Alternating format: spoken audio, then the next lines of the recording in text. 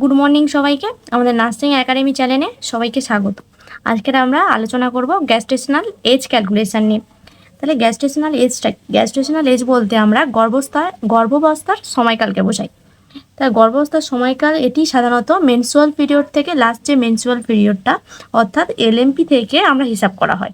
তাহলে আমরা কিভাবে করব? তাহলে দেখো, মনে করো কোনো মাদার হসপিটালে এলো, তুমি তাকে জিজ্ঞাসা করলে যে তোমার এলএমপি কত।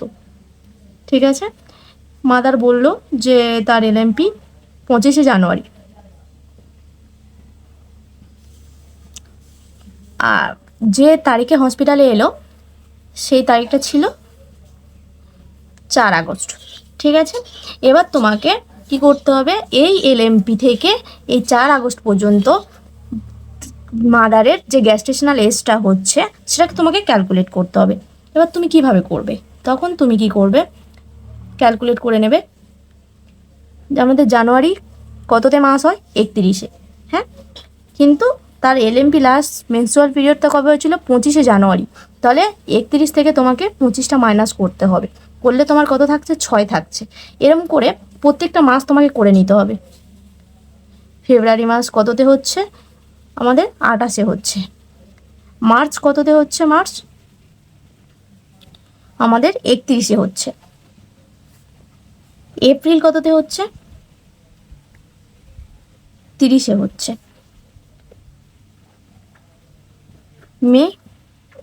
মে হচ্ছে 31-এ। জুন 30-এ। জুলাই 31-এ। আগস্টে তাহলে আগস্টে তো তোমার কাছে এসছে কত? 4 তারিখ। তাহলে তোমাকে 4 দিনটা ধরতে হবে। তোমার যে তারিখে আসবে তোমার সেই মাস পর্যন্ত যে তারিখে আসে সেই তারিখ পর্যন্ত তোমাকে ধরতে হবে। তাহলে কত হচ্ছে? তো তার টোটাল এটা যোগ করলে কত হবে? আমাদের 191 হচ্ছে। ঠিক আছে, এবার এই যে টোটালটা বেরোবে তার সঙ্গে যেহেতু সপ্তাহে হচ্ছে 7 দিনের সপ্তাহ হচ্ছে, তাহলে এটাকে আমাদের কি করব, 7 দিয়ে আমরা ভাগ করব। ঠিক আছে, কত হচ্ছে? 7 দোকানে 14, কত থাকছে? 51। তাহলে 7 7 49, তাহলে 2 নামলো। তাহলে আমাদের যে ভাগ ফলটা বেরোবে সেটা হয়ে যাবে উইকস, আর যে ভাগ শেষটা বেরোবে সেটা হয়ে যাবে দিন।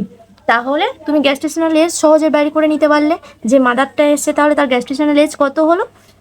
27 উইকস আর 2 ডেজ। বুঝতে পারলে? Thank you.